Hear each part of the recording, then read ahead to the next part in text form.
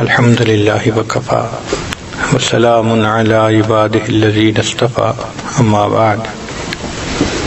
اللہ رب العزت نے ہر انسان کو 3 نعمتوں سے نوازا ہے، ایک انسان کا قلب، دوسرا انسان کا نفس اور تیسرا انسان کی عقل۔ 3 الگ الگ چیزیں ہیں۔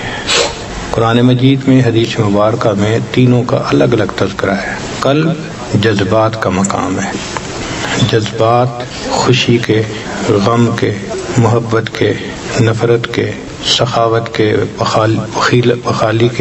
بخیلی کے، یہ سب جذبات کا تعلق قلب کے ساتھ ہے۔ انسان کا نفس خواہشات کا مقام ہے۔ خواہشات جتنی بھی ہیں ان کا تعلق نفس کے ساتھ ہے، اچھی ہوں یا بری ہوں۔ اچھی خواہش میں اللہ کا دوست بن جاؤں، تہجد گزار بن جاؤں، متقی بن جاؤں، مجھے جنت مل جائے، اللہ مجھ سے راضی ہو جائے، خواہش ہے مگر اچھی ہے، مستحسن ہے۔ اور بری خواہش، لوگ مجھے پہچانیں، میری مرضی چلے ہر کام میں۔ تو خواہش اچھی بھی ہوتی ہے، بری بھی ہوتی ہے، جذبات اچھے بھی ہوتے ہیں، برے بھی ہوتے ہیں۔ اور تیسری چیز ہے انسان کی عقل۔ عقل میتھ کو پروسیسر کی طرح ایک ایسا عضو ہے کہ اس کو جو جذبہ دے دو یا خیال دے دو وہ اس کو پروسیس کر دیتا ہے۔ وہ پروسیسر ہے، صرف اپنا کچھ نہیں۔ جیسی خواہش ہوگی ویسے خیالات پروسیس کرے گا، دل میں جیسا جذبہ ہوگا ویسی سوچ سوچے گا۔ تو وہ ان دونوں سے سگنل لے کے اس کو پروسیس کرتا رہتا ہے۔ چنانچہ نیکی ذہن میں ہوگی تو نیکی کے خیالات آتے رہیں گے، برائی ہوگی تو برے خیالات آتے رہیں گے۔ تو اصل جو نعمتیں بنی وہ 2 ہی ہیں، قلب ہے اور نفس ہے۔ اور انسان کی اصلاح کے 2 ہی طریقے ہیں، یا اس کا نفس سنور جائے یا اس کا قلب سنور جائے، اور دونوں کی دلیل قرآن پاک سے ہے۔ اس لیے تزکیہ نفس کا تذکرہ، قد افلح من تزکا، تحقیق فلاح آ گیا وہ جس نے اپنے آپ کو ستھرا کیا۔ یہ نفس کا تذکرہ ہے۔ وَنَفْسٍ وَمَا سَوَّاهَا فَأَلْهَمَهَا فُجُورَهَا وَتَقْوَاهَا قَدْ أَفْلَحَ مَنْ زَكَّاهَا۔ تو گویا نفس کا تزکیہ ہونے سے بھی بندہ سنور جاتا ہے۔ وَمَنْ تَزَكَّى فَإِنَّمَا يَتَزَكَّى لِنَفْسِهِ، جو ستھرا ہوا اپنے لیے ستھرا۔ تو یہ بھی ضروری ہے۔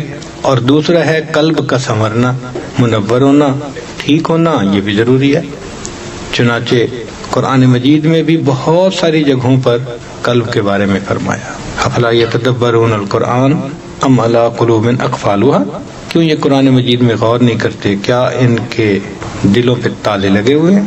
تو دلوں کا تذکرہ حدیث پاک میں بہت وضاحت سے بتایا، ان فی الجسد بنی آدم لمضغہ اذا فسدت فسد الجسد کلہ واذا صلحت صلح الجسد کلہ الا وہی القلب۔ تو قلب کے سنورنے سے انسان کا سنورنا یہ بھی قرآن و حدیث سے ثابت ہے، اور نفس کے سنورنے سے انسان کا سنورنا یہ بھی قرآن و حدیث سے ثابت ہے۔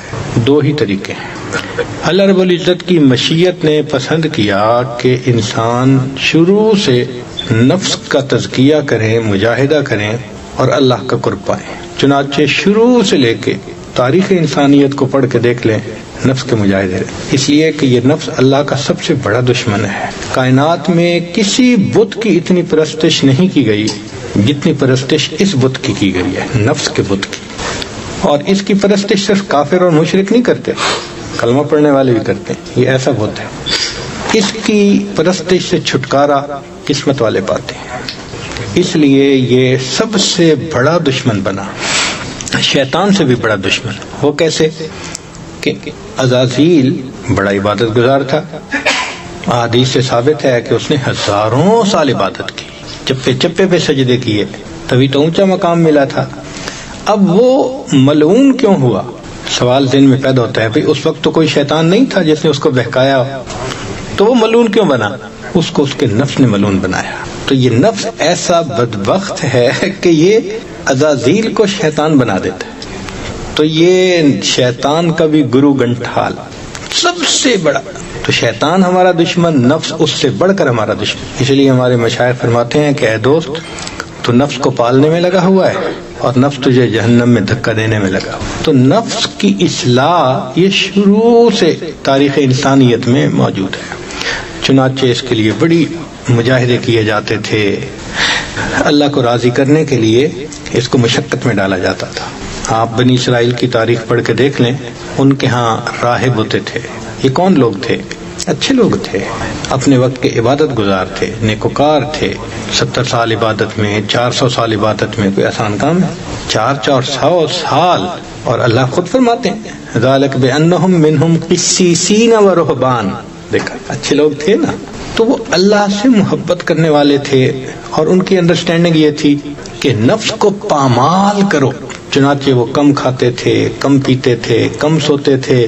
ایک کمرہ عبادت کا بنا کے اس کو 100 میں کہا تھا، بس اس کے اندر رہتے تھے. ان کو مخلوق سے کوئی واسطہ نہیں تھا، شادی بھی نہیں کرتے تھے کہ یہ بھی رکاوٹ نہ بنے. اب یوں دنیا سے منہ موڑ کے اللہ کو چاہنا کوئی آسان کام ہے؟ کر کے دیکھیں نا ذرا. ایک ہفتہ نہیں گزار پائیں گے ہم. ہمارا تو ایک دن فون واپس لے لیا جائے نا تو شاید زندگی مشکل ہو جائے. تو آخر وہ تنہائی میں، خلوت میں، اللہ کی یاد میں بیٹھتے تھے نا، سجدوں میں رہتے تھے. بخاری شریف کی روایت ہے، ایک عابد نے کئی 100 سال عبادت کی اور اس نے دعا مانگی کہ اللہ جب میری موت آئے تو سجدے میں آئے، اور اس کو سجدے میں ہی موت آئی. پہاڑ کی چوٹی پہ اس کی قبر.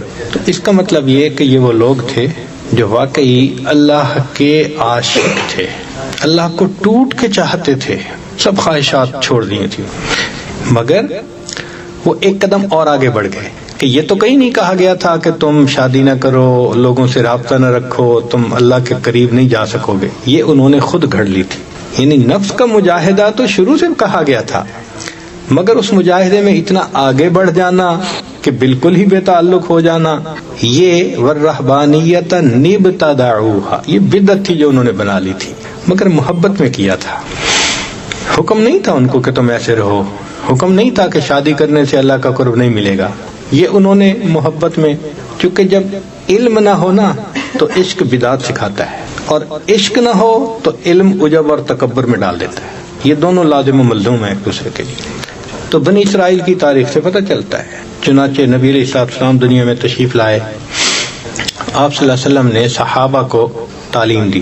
چنانچہ مدینہ طیبہ جب نبی علیہ السلام تشریف لائے تو پہلا خطبہ جو دیا اس میں فرمایا کہ احب اللہ بکل قلوبکم، کہ تم اللہ کو پورے دل سے محبت کرو. یہ مدینے کا پہلا خطبہ ہے جو نبی علیہ السلام نے دیا. اللہ سے پورے دل سے محبت کرو.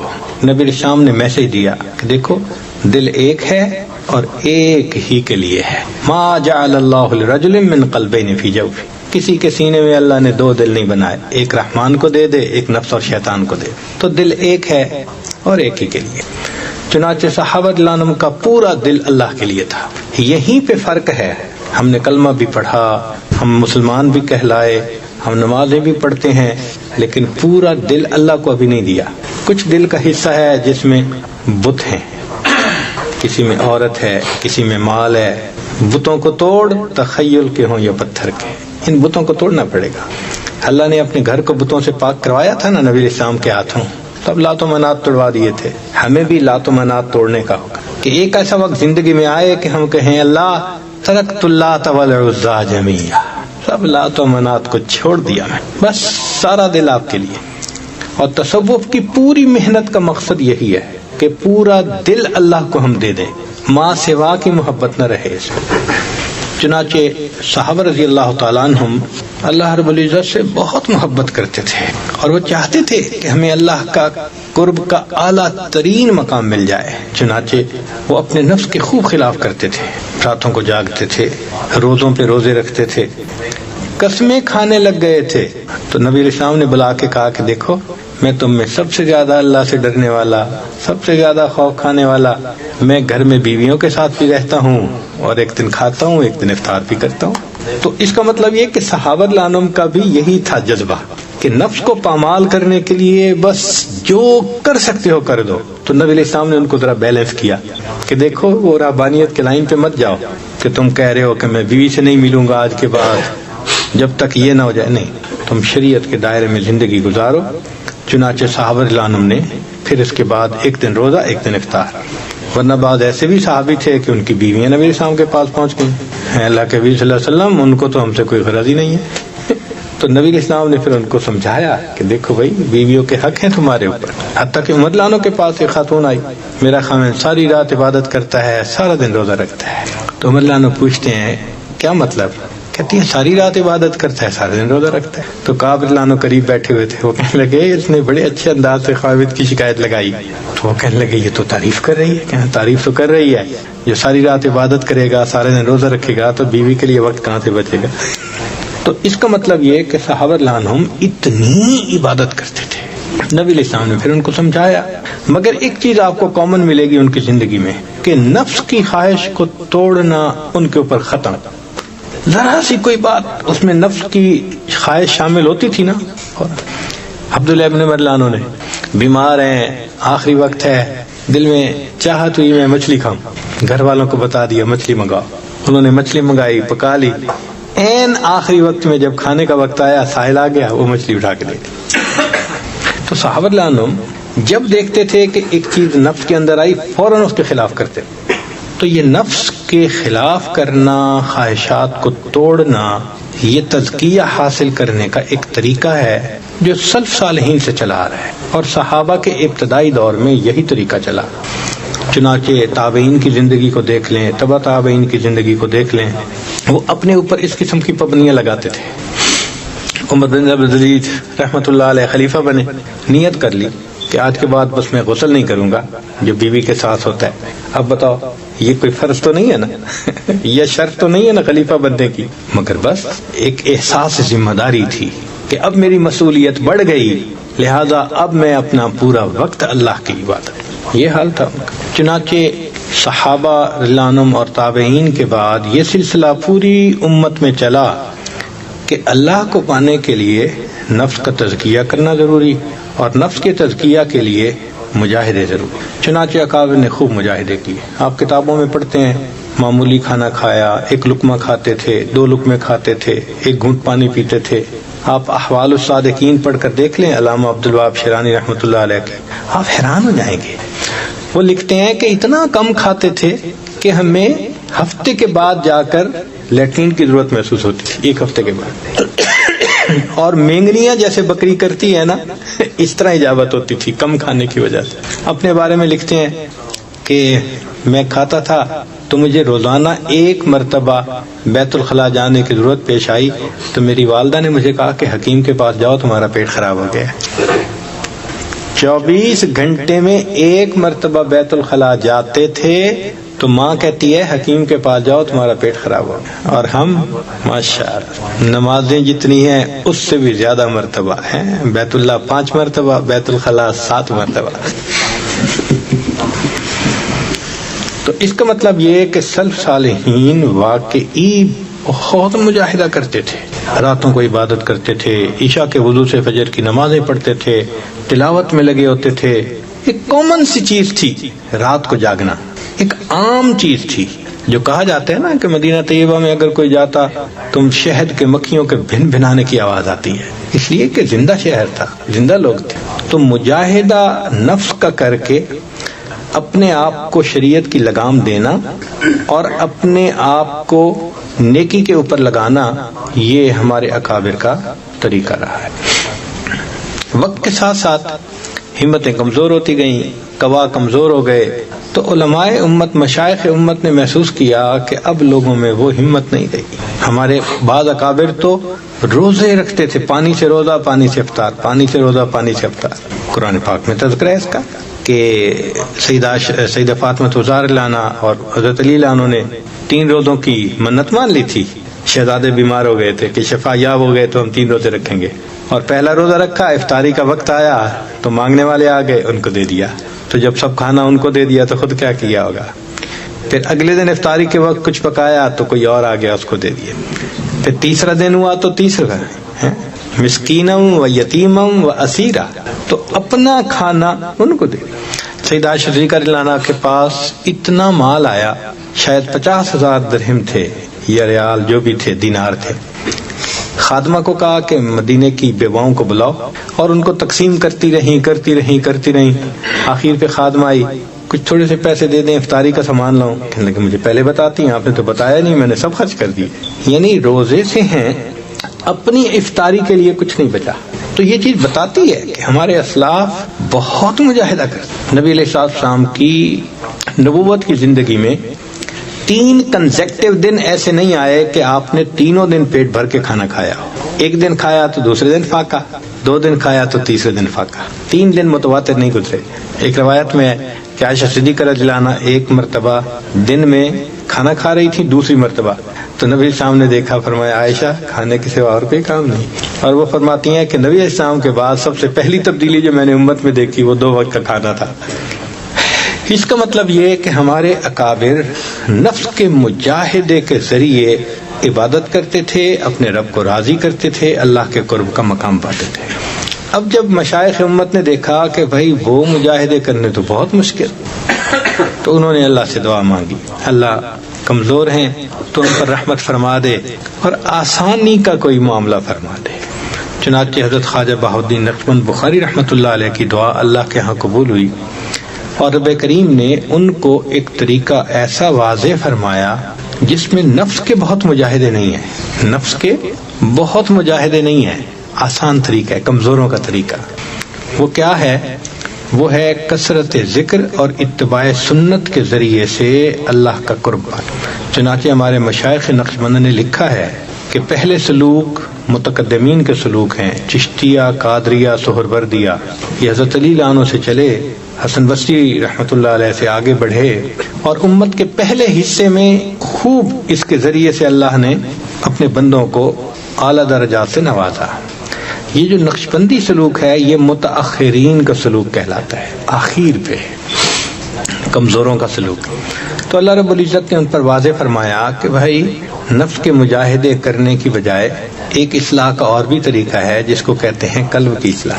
تو ابھی تک امت نفس کے مجاہدوں سے تزکیہ پاتی تھی، تم قلب کے یعنی تصفیہ کے ذریعے سے اپنے نفس کو بھی تزکیہ میں لا سکتے ہو.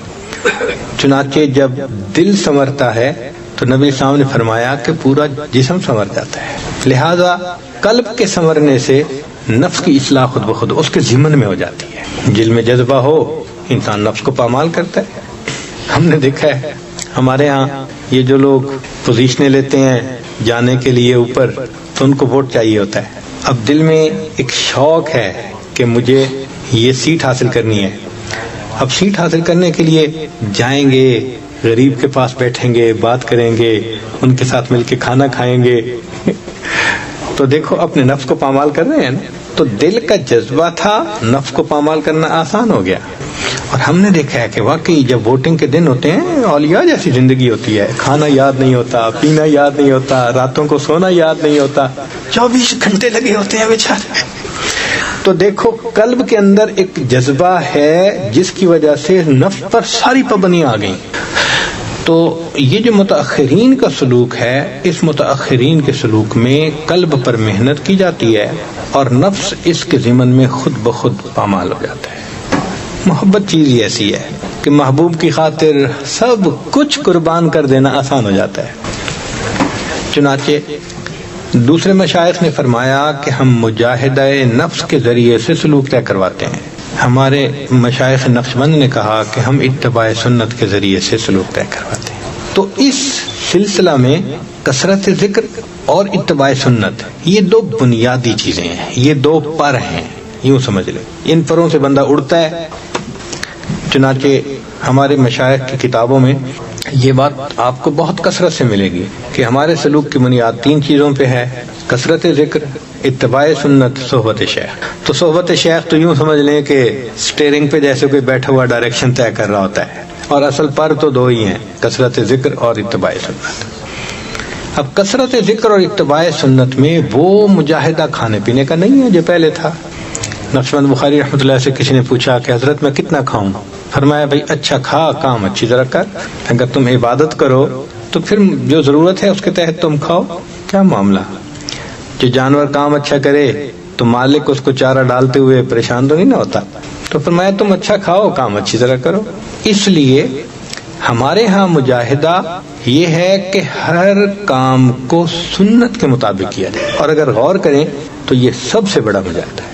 باجد بستامی رحمۃ اللہ علیہ فرماتے ہیں کہ میں نے 20 سال مجاہدہ کیا، ہر کام سنت کے مطابق کرنے سے بڑا مجاہدہ میں نے کوئی نہیں دیکھا.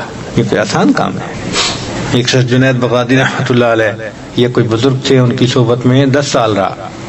حضرت میں جاتا ہوں کسی اور کے پاس، اجازت دیں. میں کیوں؟ میں تو آیا تھا کرامت دیکھنے کے لیے، میں نے 10 سال میں کوئی کرامت ہی نہیں دیکھی. مان لے کہ اچھا یہ بتاؤ کہ ان 10 سالوں میں کوئی عمل سنت کے خلاف دیکھا؟ کہ نہیں. ایسے بڑی کرامت اور کیا ہو سکتی کہ 10 سال میں کوئی کام سنت کے خلاف ہی نہ ہو. تو یہ سب مجاہدوں سے بڑا مجاہدہ ہے اتباع سنت، اور یہ آسان ہو جاتا ہے جب انسان کثرت سے ذکر کرتا ہے. اس لیے قرآن مجید میں کثرت ذکر کا حکم، اذکروا اللہ ذکرا کثیرا والذاکرین اللہ کثیرا والذاکرات. ہماری جو بنیاد کمزور ہے نا، وہ یہ کہ ہم کثرت ذکر کرتے ہی نہیں ہیں.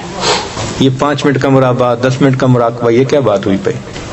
اگر دوسری کلاس کا طالب علم 10 منٹ روزانہ کتاب کھول کے پڑھے تو کیا سال کے آخر پہ پاس ہو جائے گا؟ تو اگر دوسری کلاس میں پاس نہیں ہو سکتا جو 10 منٹ روزانہ پڑھے، تو ولایت کے امتحان میں کیسے پاس ہوں گے بھائی؟ دوسری کلاس کے لیے تو اس کو 4 گھنٹے اور 6 گھنٹے اسکول میں لگانے پڑتے ہیں. تو حق تو یہ بنتا تھا کہ ہم بھی 4 گھنٹے مراقبہ کرتے ہیں. اب کوئی کہے جی کہ کتنا وقت نکالیں؟ بھائی انٹرنیٹ پہ ٹائم لگتا ہے نا، گھنٹوں لگتے ہیں. منٹوں کی بات تو کوئی کرے ہی نہ. جو منٹوں کی بات کرے گا وہ جھوٹ بولے گا، الا ماشاء اللہ. اس مصیبت کو ایک دفعہ جس نے کھول لیا، اس کے گھنٹہ گیا، پتہ بھی نہیں چلتا گھنٹہ لگنے کا. تو اگر سکرین کے سامنے گھنٹہ بیٹھ سکتے ہیں تو پھر مراقبے میں کیوں نہیں بیٹھ سکتے؟ تو حق تو یہ تھا کہ ہم گھنٹوں مراقبے کرتے ہیں، لیکن ہم نہیں کرتے. بیت ہو جاتے ہیں شوق میں آ کے، حضرت بس تلاوت بھی کر لیتا ہوں، درود شریف بھی پڑھ لیتا ہوں، استغفار بھی. مراقبہ نہیں ہوتا. بھائی جو اصل چیز تھی، اینٹی بایوٹک تھی، وہ تو لی ہی نہیں، فائدہ کیسے ہو؟ تو ہماری مثال ایسے جیسے ایک ڈی ہائیڈریٹڈ پلانٹ ہوتا ہے نا، پتے مرجھائے ہوئے ہوتے ہیں، پھل بھی کمزور ہوتے ہیں، کیوں؟ پانی تھوڑا ملتا ہے اس کو. ایسے ہم ڈی ہائیڈریٹڈ قسم کے صوفی ہیں، ذکر کی کثرت نہیں کرتے، اور ہمارے پھر نظر بھی خطا کرتی ہے، زبان بھی پھر کچھ جھوٹ بول دیتی ہے، فلاں بھی ہو جاتا ہے، فلاں بھی ہو جاتا ہے. وہ سارے سمپٹم ہمارے اندر ہوتے ہیں. تو کثرت ذکر ہماری بنیادی بیماری ہے. اگر ہم چاہتے ہیں کہ ہمیں اللہ کا تعلق ملے تو ہمیں اللہ کا ذکر کثرت سے کرنا پڑے گا. چلتے پھرتے لیٹے بیٹھے اللہ کو یاد، ایسی کیفیت ہو جائے کہ بس انسان کا دل کہے اللہ تیری یادوں کے سوا دنیا میں رکھا کیا ہے. امام راضی رحمۃ اللہ علیہ فرماتے تھے، اے اللہ دن اچھا نہیں لگتا مگر تیری یاد کے ساتھ، رات اچھی نہیں لگتی مگر تجھ سے راز و نیاز کے ساتھ. تو بنیادی کمی کوتاہی آج کے دور میں وہ ذکر کی کمی، اور جو ذکر کم کریں وَلَا يَذْكُرُونَ اللَّهَ إِلَّا قَلِيلًا، ان کی علامت بتا دی، مذبذبین بین ذالک لا الہ الا ولا الہ. اور ہم بھی آج مذبذبی ہیں، نہ پورے دنیا دار ہیں نہ پورے دیندار ہیں. دنیا داروں کے مجمع میں جا کے بیٹھو تو وہ کہتے ہیں یہ مولوی کہاں سے آ گیا، جاؤ، وہ بھی بھگا دیتے ہیں. اور دینداروں کے مجمع میں آ کے بیٹھو تو اپنے گناہوں کو دیکھ کے لگتا ہے کہ ہم دینداروں کے مجمع بھی نہیں. واقعی صحیح بات ہے. ہمارے نفس کی حالت وہی ہے کہ دھوبی کا کتا، نہ گھر کا نہ گھاٹ کا، نہ ادھر ہے نہ ادھر ہے، نہ خدا ہی ملا نہ وصال صنم، نہ ادھر کے رہے نہ ادھر کے. تو ہم اگر چاہتے ہیں کہ ہم بدلیں، اس کا طریقہ کثرت ذکر، اتباع سنت. اتباع سنت سے مراد یہ کہ ہر کام کو سنت کے مطابق کریں. کھانا پینا، لباس، معاملات، معاشرت، ہر کام بس سنت کے مطابق کرتے ہیں. اور یہ آسان طریقہ ہے اپنے آپ کو سنوارنے کا کہ ہر کام کو سنت کے مطابق کرتے جاؤ. تو کثرت ذکر اور اتباع سنت سے یہ سلوک آسانی سے طے ہو جاتا ہے. آپ سمجھیں کہ یہ شاہراہ ہے، بھاگتا چلا جاتا ہے. آپ یوں سمجھ لیں کہ ایک بندے کو کہہ دیا جائے کہ جی آپ یہاں سے حج پہ جائیں بغیر سواری کے، وہ تو مشکل میں پڑ جائے گا. چلے گا، راستے میں کھانا نہیں پینا نہیں، کہاں ٹھہرے گا، کیسے سمندر عبور کرے گا، ریگستان آئیں گے، پہاڑ آئیں گے، کھڈے ہوں گے. تو اس کے لیے تو پہنچنا واقعی بڑا مشکل کام ہے. اور ایک طریقہ یہ ہے کہ یہاں سے بندے کو ایئرپورٹ پہ بٹھا دو، چلو بھائی سعودی عرب پہنچ جاؤ. یہ ہمارا سلوک، یہ اسی طرح بائی ایئر پہنچانے والا سلوک، اس لیے اس کو متاخرین کا سلوک کہا جاتا ہے. آسان ہے، بہت آسان ہے. بس 2 چیزوں کی پابندی ضروری، اتباع سنت، اور ہر کام میں سنت کی اتباع اور ذکر کی کثرت. ذکر کی کثرت تو ایسے ہو کہ بندہ جو وقت ملے، 10 منٹ ملے، 15 ملے، گھنٹہ ملے، 2 ملے، فوراً اللہ کی یاد میں. اور جو لوگ کہتے ہیں کہ جی ہم تو مصروف ہیں دفتر بزنس کی وجہ سے، شریعت کہتی ہے کہ تم دفتر مت چھوڑو، بزنس نہ چھوڑو، کرو، مگر دل اللہ کو طرف رکھو نا. یہ کہاں لکھا ہے کہ دل میں کسی اور کا خیال رہے؟ دل میں اللہ کو یاد کرو. رجال اللہ تلہیہم تجارت ولا بیع عن ذکر اللہ. تجارت اور خرید و فروخت میں انسان اللہ کو یاد کرے تو تاجر صدوق کو تو قیامت کے دن انبیاء کی قطار میں جو ہے ان کے، یعنی جہاں انبیاء کی قطار ختم ہوگی نا، اس کے پیچھے جو لوگ ہوں گے وہاں تاجر کو جگہ دی جائے. تو مقصود ہے کہ ہر وقت دل میں اللہ کی یاد رہے. اور ہم نے تو دیکھا ہے اس کو کہ جب دل کہیں اٹک جاتا ہے نا، 24 گھنٹے اسی کی یاد. یہ نوجوان ساتھی، میں نے اپنے دوست یہ یونس صاحب کو کہا کہ یہ صوفی لوگ ہیں، آپ ذرا غور کرنا، جہاں ٹھہریں گے نا بھاگیں گے باہر. آج ہم باہر سے آئے، کوئی ادھر فون پہ باتیں کر رہا ہے، کوئی ادھر فون پہ باتیں کر رہا ہے، پوری گلی میں ہمیں جگہ جگہ دیکھا. اٹکا ہوا ہے نا دل کہیں نہ کہیں، بھاگتے ہیں. اور بعض نے تو پھر مجلس میں رنگ بند کی ہوتی ہے، وہ دل دھڑک رہا ہوتا ہے، وہ وائبریشن ہوتی ہے تو دل دھڑکتا ہے. وائبریشن ہوئی، اس کو لے کے بھاگے، ہاتھ میں آ گیا میسج، آ گیا فون ہے. تو جب دل اٹکا ہوا ہوتا ہے تو پتہ چلتا ہے کہ دل اٹکا ہے کہیں. جن کا اللہ کے ساتھ دل اٹکتا ہے ان کے اٹھنے بیٹھنے سے بھی پتہ چل جاتا ہے. یہ اپنا دل دے چکے، یہ کسی کے بن گئے. دل من لئی تیری بن گئی. اس نے بھی دل میں عہد کر لیا، اللہ میں نے اپنا دل آپ کو دے دیا. تو ان کو مصلی پہ دیکھیں گے، ان کو تلاوت کرتا دیکھیں گے، ان کو تہجد پڑھتا دیکھیں گے. سبحان اللہ. سیماہم فی وجوہہم من اثر السجود. پتہ چلتا ہے ان کے چہروں سے جو ذکر کر رہے ہوتے ہیں.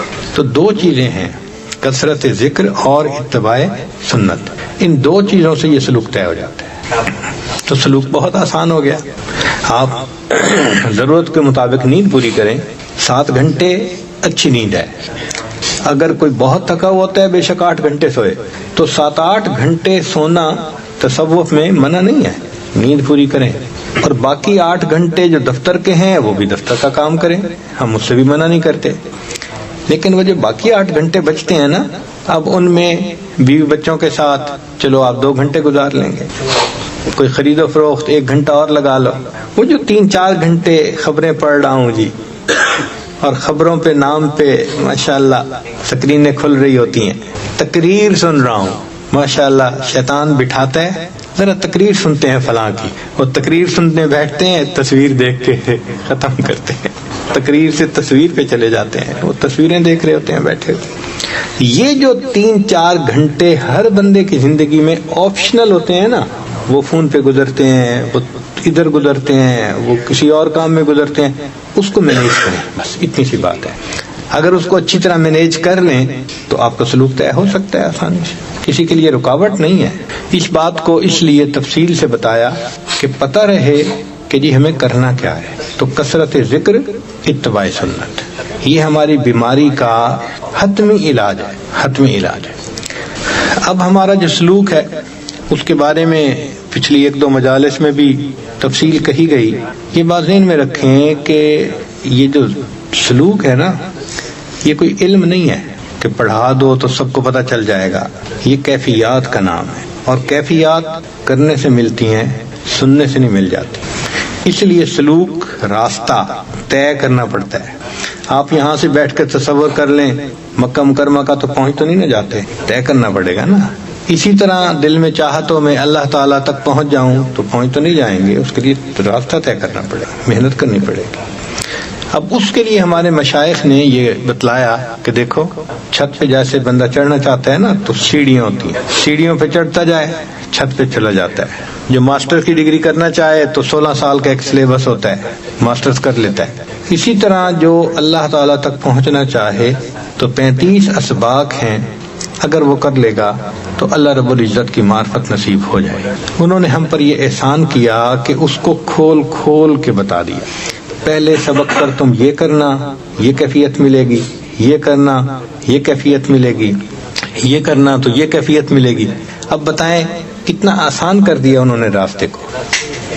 اب ایک بندہ 2 سیڑھیاں چڑھ کے کھڑا ہی ہو جائے تو قصور کسی کا تو نہیں ہے نا، اپنا ہی قصور ہے۔ آج یہی ہے کہ 1 سبق کیا، 2 سبق کیا، اور 2 سبق کے بعد بس کھڑے ہوئے ہیں، اسی پہ سال گزر گیا، 2 سال گزر گئے۔ اچھا ایک بات بتائیں، اگر کوئی طالب علم تیسری کلاس میں 3 سال لگا دے، اسے پاس کہیں گے یا فیل کہیں گے؟ بولے فیل کہیں گے۔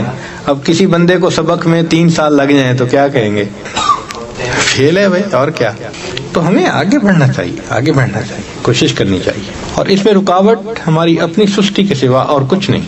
حضرت خواجہ محمد معصوم رحمۃ اللہ علیہ فرماتے ہیں اپنے مکتوبات میں کہ ہمارے اس سلسلے میں محرومی نہیں ہے، در طریق ما محرومی نیست، در طریق ما محرومی نیست، اس طریقے میں محرومی نہیں ہے۔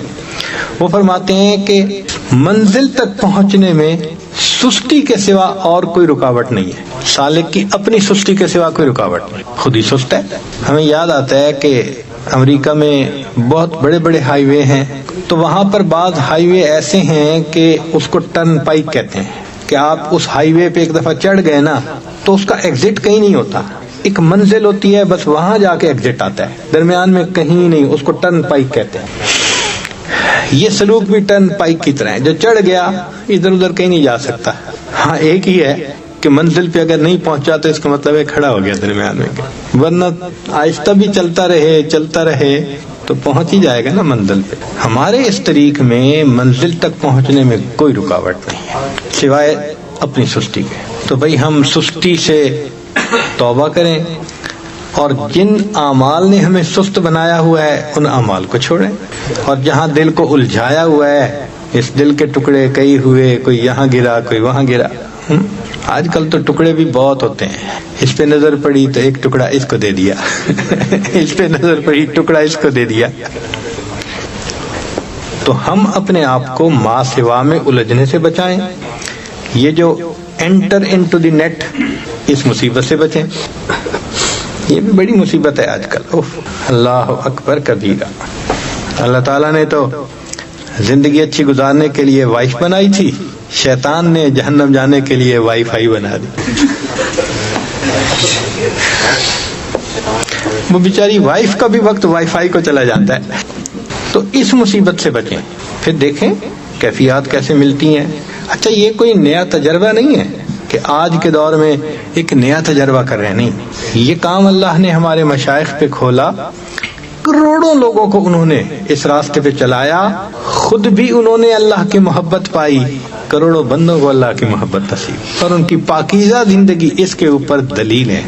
تو یہ پیٹنٹ کام ہے۔ سلوک کے بارے میں بار بار اس لیے بتایا جا رہا ہے کہ کم از کم ہمیں پتہ تو ہونا کہ ہم نے کرنا کیا ہے۔ ہمارے سلوک کے جو پہلے 7 سبق ہیں وہ لطائف کے اسباق کہلاتے ہیں، 5 لطائف عالم امر اور 2 عالم خلق۔ سارے لطائف کے ذکر کا ایک ہی جیسا اثر ہے، جیسے کسی عمارت کے پلر ہوتے ہیں، اس پر عمارت بنتی ہے۔ یہ 7 جو ہمارے لطائف ہیں، یہ 7 پلر ہیں جس پر ہماری روحانیت کی عمارت بنی۔ پلر مضبوط ہوتے ہیں تو عمارت بلند بنتی ہے۔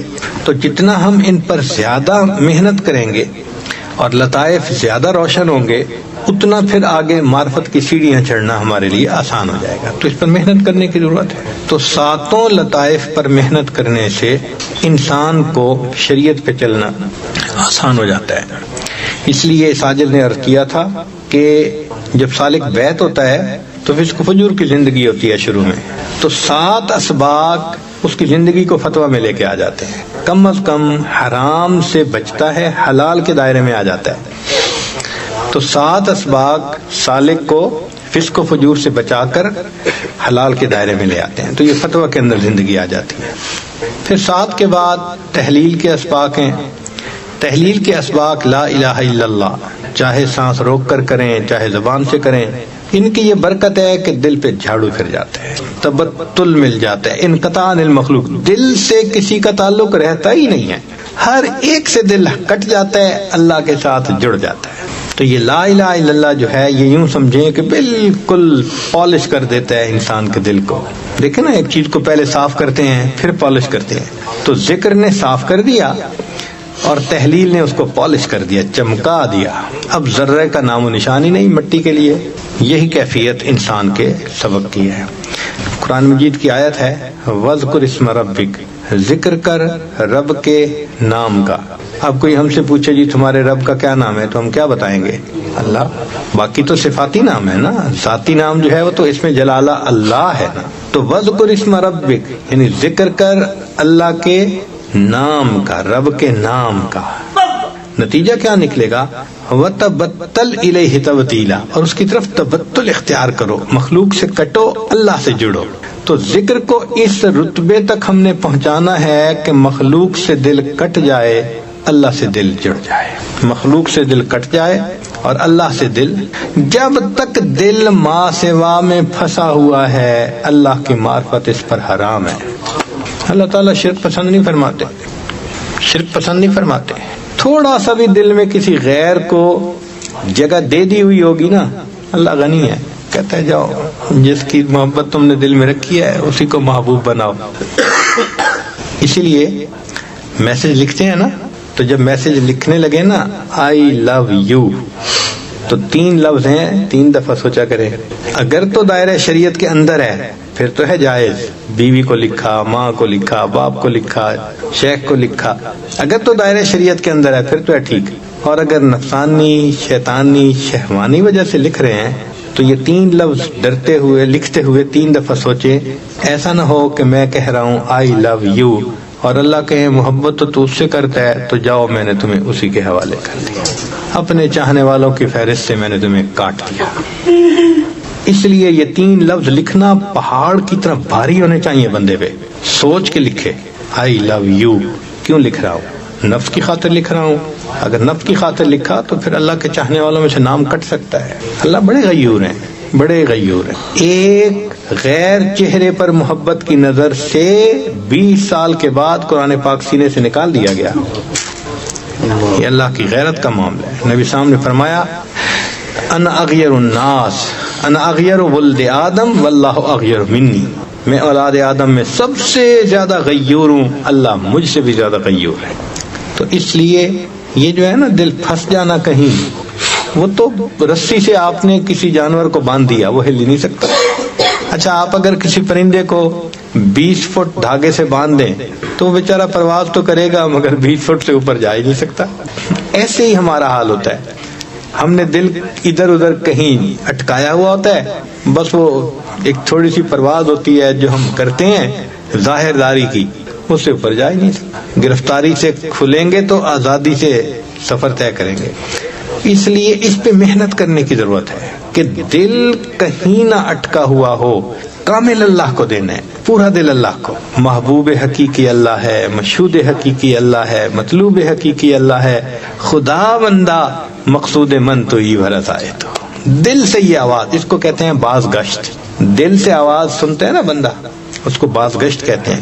تو ہمارے سلسلے میں باز گشت کیا ہے؟ خدا بندہ مقصود من تو ہی بھرت آئے، تو مارا محبت معرفت ذوق شوق خود بھی، تو دل سے آواز آئے تیرے سوا محبوب حقیقی کوئی نہیں ہے، کوئی نہیں، تیرے سوا مقصود حقیقی کوئی نہیں ہے، کوئی نہیں۔ ایسی کیفیت دل کی ہو، یاد میں تیری سب کو بھلا دوں کوئی نہ مجھ کو یاد رہے، تجھ پر سب گھر بار لٹا دوں خانہ دل آباد رہے، سب خوشیوں کو آگ لگا دوں غم سے تیرے دل شاد رہے، سب کو نظر سے اپنی گرا دوں تجھ سے فقط فریاد رہے۔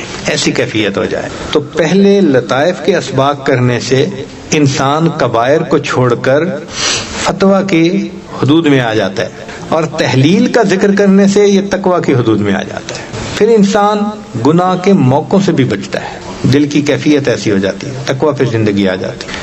اب جب ماں سوا سے بھی ہٹ کٹ گئے تو پھر کیا ہوتا ہے کہ اللہ کی محبت میں پھر انسان کو ایک جذب کا مقام ملتا ہے۔ چنانچہ ہمارے سلسلے کا جو 10واں سبق ہے مراقب احدیت، وہ فنا کا سبق ہے کہ انسان اللہ کی محبت میں فنائیت گم ہوتا ہے، اللہ کی محبت میں اس کی کیفیت ایسی ہوتی ہے۔ اللہ اکبر کبیرہ، ہر وقت اللہ کی طرف دھیان، اللہ کی طرف یاد، یہ فنا کی کیفیت بھی عجیب ہے۔ حضرت مجذوب رحمۃ اللہ نے فرمایا پینشن ہو گئی ہے، کیا بات ہے اپنی، اب دن بھی ہے اپنا اور رات ہے اپنی، اب اور ہی کچھ ہے میرے دن رات کا عالم، ہر وقت ہی رہتا ہے ملاقات کا عالم۔ تو یہ جو فنائیت کی کیفیت ہے نا، پھر ہر وقت ہی رہتا ہے ملاقات کا عالم۔ وہ زندگی کے لمحے کتنے اچھے ہوں گے کہ جس میں انسان کا دل ایک اللہ کی محبت سے بھرا ہوا۔ تو ابھی تک تو ہمیں اللہ کی محبت کا وہ مزہ نہیں آیا جو بندے کو بیگانہ کر دیتا ہے۔ تو عالم سے کرتی ہے بیگانہ دل کو، عجب چیز ہے لذت آشنائی۔ ابھی وہ آشنائی کی لذت ہمیں نہیں ملی، تبھی تو ہم دنیا سے بھی بیگانہ نہیں نہ ہوئے۔ تو پہلے 10 سبق تک پہنچتے پہنچتے سالک کو اللہ کی محبت میں مستی کا مقام مل جاتا ہے، جذب کا مقام مل جاتا ہے، استغراق کی کیفیت۔ بس دل چاہتا ہے نہ کوئی مجھے چھیڑے، میں اللہ کی یاد میں بیٹھا رہوں، راتوں کو اللہ کی یاد، دن میں اللہ کی یاد۔ چنانچہ ایک نوجوان ہاسٹل میں رہتا تھا، تو روزانہ 3 گھنٹے مراقبہ کرتا تھا، تو مراقبے سے پہلے 2 رکعت نفل پڑھتا تھا، یا اللہ کوئی آ کے دروازہ نہ کھٹکھٹائے، کوئی مجھے ڈسٹرب نہ کرے۔ 2 رکعت نفل پڑھ کے اللہ سے دعا مانگتا تھا کہ یا اللہ کوئی ڈسٹرب کرنے والا نہ آ جائے کہیں۔ اللہ اکبر کبیرہ۔ یوں اللہ کی محبت میں وقت کا پتہ بھی نہیں چلتا، ایسا لطف ملتا ہے، رہوں بیٹھا میں اپنا سر جھکا کر، سرور ایسا عطا کر دل بدلتے۔ ایک سرور ہوتا ہے، جائیے کس واسطے اے درد میں خانے کے بیچ، کچھ عجب مستی ہے اپنے دل کے پیمانے کے بیچ۔ ایک لطف ہوتا ہے، ایک مزہ ہوتا ہے، اللہ اکبر، جو اللہ والوں کو اللہ کی یاد میں ملتا ہے۔ تو یہ پہلے 10 اسباق ماں سوا سے بندے کو کاٹتے ہیں، اللہ کے ساتھ جوڑ دیتے ہیں، اور انسان اللہ کی محبت میں ڈوب جاتا ہے۔ اگر یہ کیفیات نہیں تو پھر اسباق کو نئے سرے سے کرنا چاہیے۔ چنانچہ بعض اوقات جو مجازین ہیں وہ پوچھتے ہیں کہ ہمیں کیسے پتہ چلے کہ یہ اس کا سبق طے ہوا یا نہیں؟ بھائی آسان طریقہ، اگر بیعت ہونے کے بعد اس کے اندر شہوات میں کمی آئی، آنکھ کا پرہیز آ گیا، غیر محرم سے تعلق چھٹ گیا، شریعت کے اوپر آ گیا، ظاہر شریعت کے مطابق بن گیا، تو اس کا مطلب یہ ہے کہ اب اس کے اوپر لطیفہ قلب کا اثر ہو رہا ہے، شہوت ختم ہو رہی ہے۔ غصہ کم ہو گیا تو لطیفہ روح ہو گیا، بخل ختم ہو گیا تو لطیفہ سر، حرص اور حسد نکل گیا تو لطیفہ خفی، اور خود نمائی، خود پسندی، عجب، تکبر یہ نکل گیا تو لطیفہ اخفا۔ تو ان بیماریوں سے بھی اندازہ لگ سکتا ہے کہ شفا ہو رہی ہے، اور اصل یہ کہ دیکھیں کہ اب مخلوق سے کٹا ہے اور اللہ سے جڑا ہے یا نہیں۔ اگر اسی طرح انٹرنیٹ پہ بیٹھنا، میسیجز کرنا، فونیں کرنا اور انہی کاموں میں لگے رہنا، اس کا مطلب ہے کہ ابھی قلب نازیبا حرکتوں سے باز نہیں آیا، ابھی اس کو اللہ کی محبت کا مزہ نہیں آئے گا۔ جب تک قلب نازیبا حرکتوں سے باز نہ آئے، اللہ کی محبت کا مزہ اس پر حرام ہوتا ہے۔ تو دل کو غیر سے کاٹیے، اور دل اللہ کا ہے، اللہ کو دیجیے۔ تو تحلیل اور مراقبہ احدیت کا سبق کرنے سے زندگی میں تقویٰ آ جاتا ہے، اور زندگی میں ماں سوا سے انقطاع آ جاتا ہے، اور انسان کو اللہ کی محبت میں ایک استغراق کی کیفیت ہوتی ہے۔ کسی نے کہا کہ حضرت آپ کو نماز میں دنیا کا خیال آتا ہے؟ میں نہ نماز میں آتا ہے نہ نماز کے علاوہ آتا ہے۔ ایسی کیفیت ہو جاتی ہے، بندے کا دل ہی اچاٹ ہو جاتا ہے دنیا سے۔ اچھا یہ نہیں ہے کہ بھئی اس سبق پہ پہنچ کے دنیا کا کام کرنا چھوڑ دیتا ہے، جاب چھوڑ دیتا ہے، بزنس چھوڑ دیتا ہے، نہ، وہ کچھ نہیں چھوڑتا، دل ٹھنڈا ہو جاتا ہے، دل کٹ جاتا ہے۔ التجافی عن دار الغرور، وہ کیفیت حاصل ہو جاتی ہے۔ والانابۃ الی دار الخلود، ہمیشہ رہنے والے گھر کی طرف انابت ہو جاتی ہے۔ واستعداد للموت قبل نزول۔ اچھا اب یہ اگر کیفیت حاصل ہو گئی تو اس کے بعد پھر اگلے اسباق ہیں جن کو مشاربات کے اسباق کہتے ہیں۔ ان کے کرنے سے انسان کو اللہ پہ توکل، یقین کامل مل جاتا ہے۔ یہ لب لباب بتا رہا ہوں، ویسے تو ہر سبق کی اپنی اپنی تفصیل ہے، لیکن ایک لب لباب بتانا کہ اس پورے اسباق کا لب لباب یہ ہے، اللہ کے ساتھ کامل یقین ہو۔ اللہ تعالیٰ فعال لما یرید ہے، کائنات کا پورا نظام اللہ کے اذن سے چلتا ہے، بندے کو یقین ہو جاتا ہے، اس لیے ہر معاملے میں نظر اللہ پہ۔ وہ چاہتے ہیں تو عزت کے نقشوں میں سے ذلت نکال دیتے ہیں، وہ چاہتے ہیں تو ذلت کے نقشوں میں سے عزت نکال دیتے ہیں۔ تو جب اللہ پہ یقین ہو جاتا ہے تو پھر مخلوق سے شکوے ختم ہو جاتے ہیں۔ فلاں نے میرے بارے میں ایسے الفاظ کیوں کہے؟ اگر کہے اللہ نے کہلوائے۔ فلاں جی میری ٹانگیں کھینچ رہا ہے وہ نہیں کھینچ رہا، اللہ کھینچوا رہے ہیں۔ اللہ پہ نظر، اللہ پہ نظر، تو کسی سے شکوہ ہی نہیں رہتا۔ پھر بندے کی ایسی کیفیت ہو جاتی ہے لِكَيْ لَا تَأْسَوْا عَلَىٰ مَا فَاتَكُمْ وَلَا تَفْرَحُوا بِمَا آتَاكُمْ۔ راضی برضا بندے کی کیفیت ہوتی ہے، وہ اپنی امور کو اللہ کے سپرد کر دیتا ہے، ہر معاملے میں اللہ پہ توکل۔ پھر مخلوق کی مدح اور ذم برابر ہو جاتی ہے۔ کوئی دین کے معاملے میں ملامت کرے اس سے خفا نہیں ہوتا، اللہ اس سے کہلوا رہے ہیں۔ کوئی بہت تعریفیں کرے تو انسان ہوا میں نہیں اٹھتا، اللہ اس سے کہلوا رہے ہیں۔ تو یہ یقین یہ ان اسباق میں آ کے ملتا ہے۔ اور ذہن میں رکھنا کہ جن کا یہ یقین جتنا پکا ہوگا اتنا نسبت کا کام ان سے زیادہ بہتر لیا جائے گا، کیونکہ یہ عقل کے ذریعے چلنے والی چیز نہیں ہے۔ آپ عقل سے ایک کام کو پھیلا سکتے ہیں، دیکھو دنیا میں کتنے کام ہیں جو پھیلے ہوئے ہیں، کتنی تحریکیں ہیں جو پھیلی ہوئی ہیں، مگر قبولیت تو نہیں ہے نا۔ تو عقل سے پھیلاؤ تو آ سکتا ہے، گہراؤ نہیں آئے گا۔ گہراؤ آئے گا جب قبولیت ہوگی اندر، اور قبولیت ہوگی یقین کے اوپر۔ تو ان اسباق میں پھر سالک کو اللہ تعالیٰ کی ذات پر ایک یقین کامل ہو جاتا ہے، ہر معاملے میں اللہ کی طرف رجوع کرتا ہے، ہر معاملے میں اللہ کی طرف دھیان۔ پھر اس کے بعد چند اسباق ہیں جن کو معیت اور اقربیت کے اسباق کہا جاتا ہے۔ ان اسباق میں جا کر پھر سالک کو اللہ تعالیٰ کے ساتھ مقام احسان والی کیفیت مل جاتی ہے، معیت کی کیفیت مل جاتی ہے۔ تو بس 3-4 لفظ یاد رکھیں سلوک کا خلاصہ۔ لطائف کے اسباق سے زندگی فتویٰ میں آ جاتی ہے، تحلیل کے اسباق میں زندگی تقویٰ میں آ جاتی ہے، مشاربات کے اسباق پہ انسان میں توکل آ جاتا ہے، معیت کے اسباق میں انسان کو مقام احسان کی کیفیت مل جاتی ہے، اللہ کی معیت ہر وقت استحضار رہ جاتا ہے، ان تعبد اللہ کأنک تراہ، یہ کیفیت ہو جاتی ہے۔ ہمارے مشائخ نے کہا کہ ولایت کا سلوک یہاں تک طے ہو جاتا ہے، اس سے آگے بھی سلوک ہے۔